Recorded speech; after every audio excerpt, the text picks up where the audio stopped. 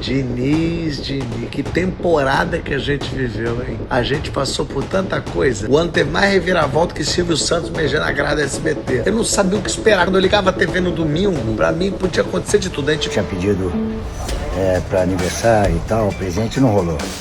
Senhores, azedou pra nós. Mas tá ficando velho, tu vai aprendendo algumas coisas. Uma delas é controlar o sentimento nessa hora.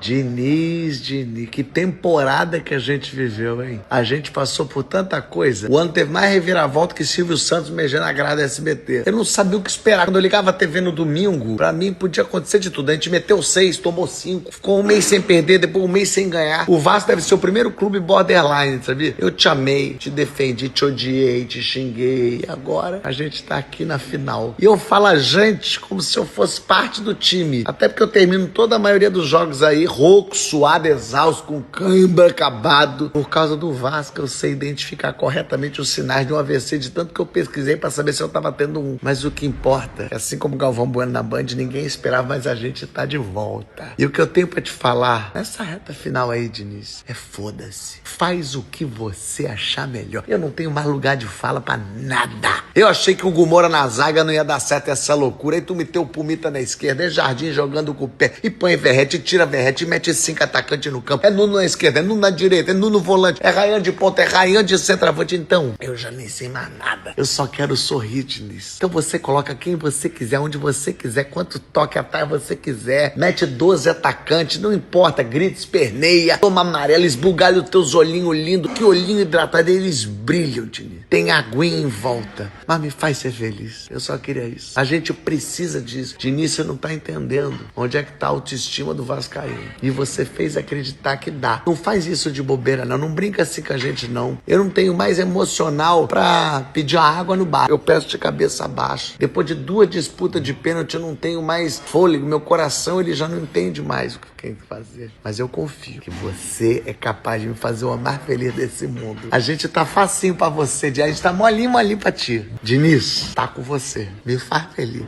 Faz essa torcida feliz. Pelo amor de Deus. Sabe o que me deixa pior? É que dia 28 de janeiro começa tudo de novo. Todo o sofrimento, todo o ódio, toda a raiva, toda a dor volta. Meu Deus do céu. Vamos ficar 2 anos sem campeonato só pra gente ser feliz. Depois volta. Mas me dá um ano.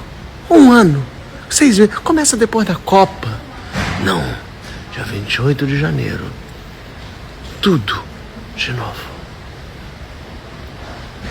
O senhor fala rapidinho aqui uma coisa. Acabou o jogo, eu tinha pedido pra aniversário e tal, o presente não rolou. Mas tá tudo certo. O Vasco jogou bem, o Corinthians jogou mais e mereceu a vitória e vida que segue. Um beijo grande pra todo mundo, valeu. Senhores, azedou pra nós. Mas tá ficando velho, tu vai aprendendo algumas coisas. Uma delas é controlar o sentimento nessa hora. E saber dividir, né? A parte do torcedor da parte do trabalho. E acho que faço isso bem. Posso errar uma vez ou outra, mas acho que faço bem. Cara, o que é o jogo? O jogo é o Vasco tentando, com suas limitações, né? O Vasco não é o Barcelona, não é o City, não é o Real Madrid. O Vasco tem suas limitações técnicas e tem a coragem de um time grande, que tentou muito. Obviamente, muitas vezes, parou em sua limitação e muitas vezes parou na eficiência do Corinthians de marcar, que também é um modo de vencer. Mourinho de um lado, Guardiola do outro, cada um ao seu jeito. O Diniz entende futebol de uma maneira que eu prefiro, tentando o tempo todo.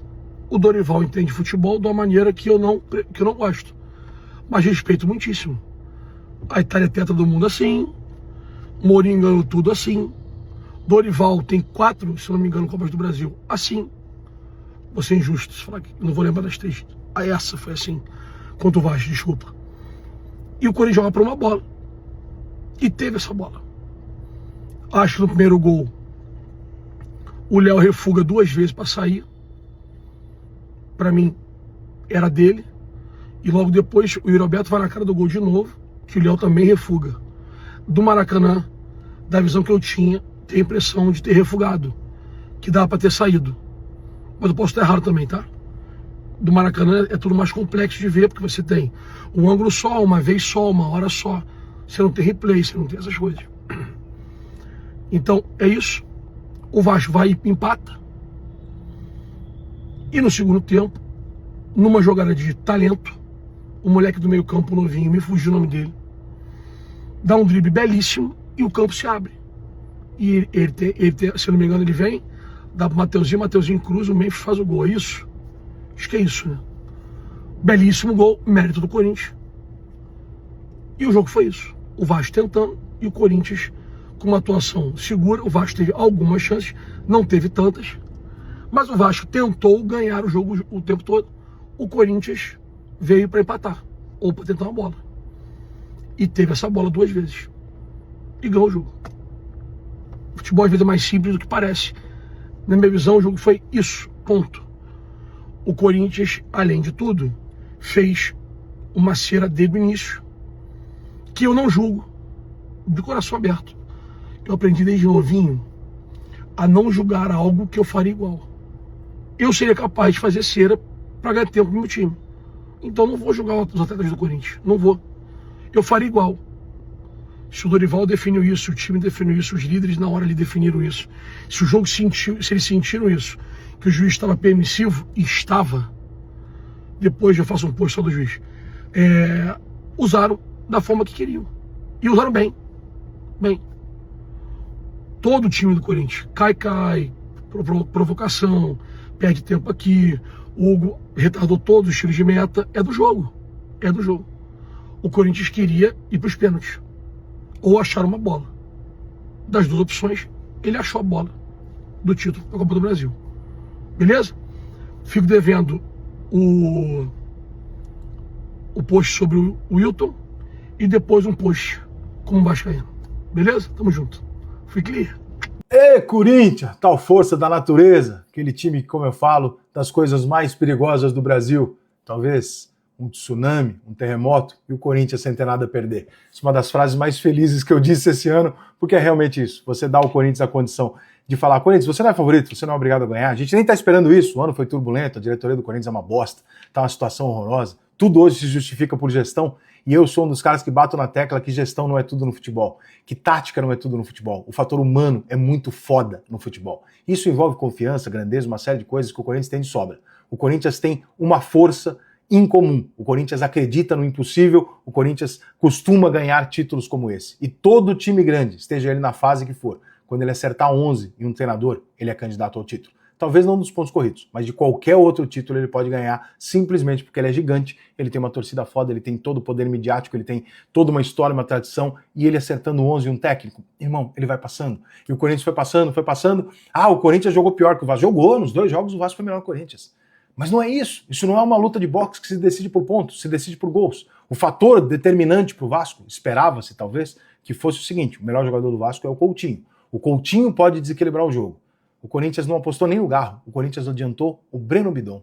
Quem é que resolveu o jogo? O Breno Bidon. Uma falha do Léo Jardim? É verdade. Uma falha daqui? É verdade. Mas o lance decisivo do jogo é do Breno Bidon. O que o Coutinho não conseguiu fazer e o Ryan tentou fazer e não conseguiu. O Coutinho não tentou. Minhas críticas ao Coutinho, quando muita gente fala: você não gosta do Coutinho, não é que eu não gosto do Coutinho, cara. É que eu não consigo entender por que é que um jogador tão qualificado tenta tão pouco. O Coutinho corre muito pouco risco. O Breno Bidon correu risco. O Memphis correu risco. O Yuri Alberto correu risco. O futebol, se você tem uma condição de igual tecnicamente nos 2 times, quem correr mais risco, corre também mais risco de ser campeão e também de perder, mas ele corre um risco. Agora, você quer a segurança de uma decisão? Não, o Vasco foi razoavelmente burocrático. O Dorival surpreendeu o Diniz quando ele botou o Breno Bidon e não o Garro na frente, e não repetiu a escalação com o Carrilho de um lado e o Bidon do outro contra o Cruzeiro. Ele mudou o time. E o Dorival, o Diniz demorou muito para perceber que o jogo do Vasco foi para as laterais, e a partir do momento que ele vai para a lateral, você tem que botar o Verratti, tinha que botar com 30 do primeiro tempo. Quando ele percebeu que o jogo ia ser de cruzamento na área. Só que aí, irmão, não dá para você culpar treinadores e detalhes quando o jogo é decidido por uma questão técnica. O Breno Bidon e a sua qualidade e a sua coragem decidiram o título a favor do Corinthians. E é por isso que a gente gosta de mata-mata, porque campeonato não tem que ser justo, não tem que ir pro melhor time, porque tem o melhor desempenho nos 2 jogos. Tem que ir pro herói do título, pro dia do jogo do título, e foi isso que aconteceu. O Corinthians é campeão do jeito que o corintiano gosta. Parabéns a toda a nação corintiana, diretoria. Não, diretoria não, comissão técnica e jogadores. É isso.